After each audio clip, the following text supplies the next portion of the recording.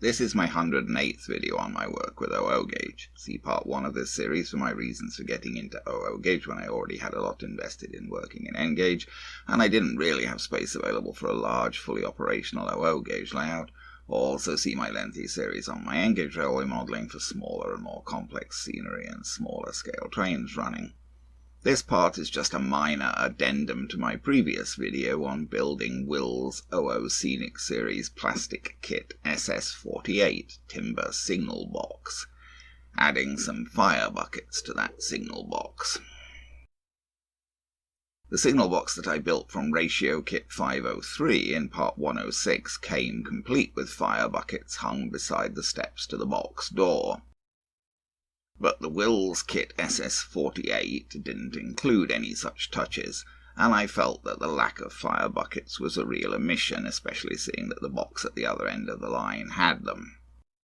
I actually realised this disparity even before I bought these kits from my preliminary research, so when I bought the kits I also bought a Springside model set of white metal fire buckets and stands. I've used this Springside model set several times before, basically because it's almost the only thing conveniently available to me in the way of OO scale fire buckets, and fire buckets were a pretty basic thing on the railways. I got short-changed a bit this time. The kit comes with 2 hangers, each for 6 buckets, and it's supposed to come with 12 buckets, enough to fill both hangers.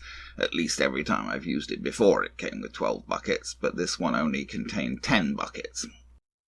The hangers in this set are pretty crudely cast, and the hooks on them aren't actually hooks in any real sense, more just bumps, so it's not really possible to hang the buckets on those hangers. If you want the buckets on those hangers, you're going to have to glue them in place, which is what I've done before. But in this case, at least for this initial use with the Will signal box, I didn't see any point in trying to use the hangers that came in the Springside set at all. I figured I'd just make something to go on the wall of the box. I cut a piece of planking from a part that was left over from the Ratio kit, not being used for that particular version of the box. I cut my initial piece of planking based on what I thought would conveniently fit between the timbers on the door side of the box, but it seemed that it would be too short to hang 3 buckets. I tried it against the wall of the box. It would certainly fit, but I could have made it a bit bigger. The height seemed about right if I put it on the 4th plank from the bottom, and it seemed that 3 buckets should be able to fit, but this hanger plank was a bit short for 3. So I cut another piece of plank for the hanger, spanning the whole space between the timbers on the wall. It seemed that size would work better. I marked on the hanger plank where to drill holes for hooks.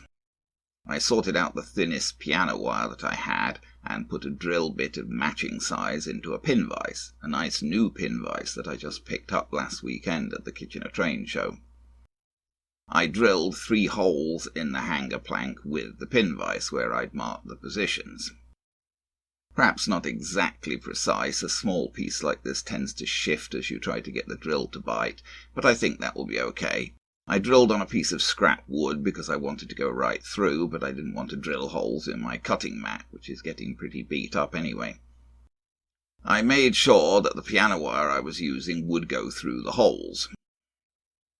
Next I tried to make hooks from the piano wire. I didn't get fancy, just a simple L-bend with needle nose pliers, then a cut.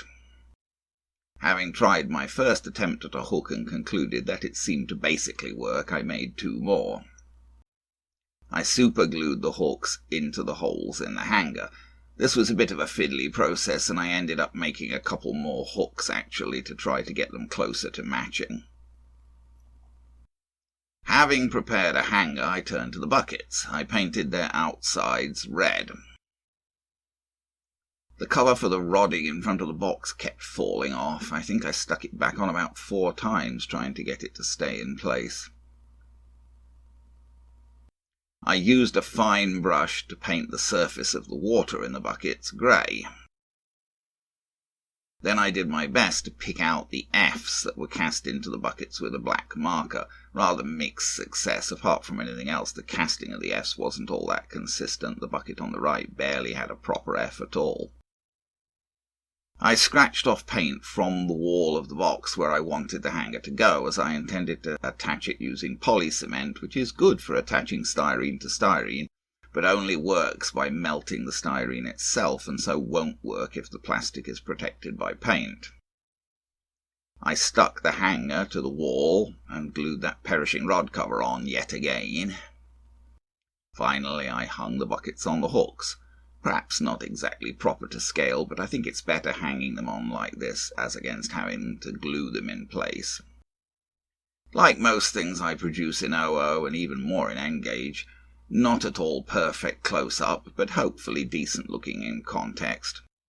So there's the box back in position on the layout now with fire buckets. I do think this was a worthwhile exercise. Perhaps I should have finished the inside of this box, given how big its windows are, but though this flash photo really shows the emission, I doubt that I'll notice it much when actually running trains.